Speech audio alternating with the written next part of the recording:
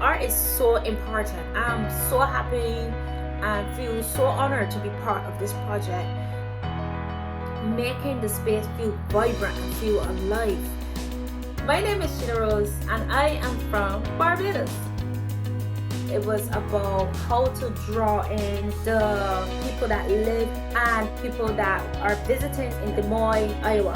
So I did a lot of research and I thought that Des Moines, Iowa was just so interesting.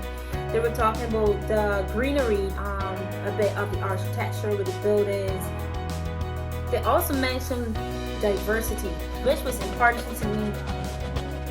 So I said, you know what? This is pretty interesting. Let me see how can I welcome the space, add my vibrancy from where I'm from.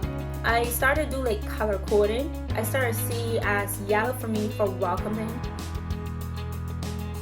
I saw green, obviously, for the greenery, the gardening. I used red for the diversity of the people.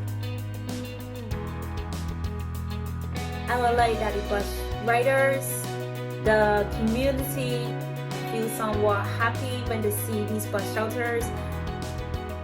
I say, you know what, like, I'm home.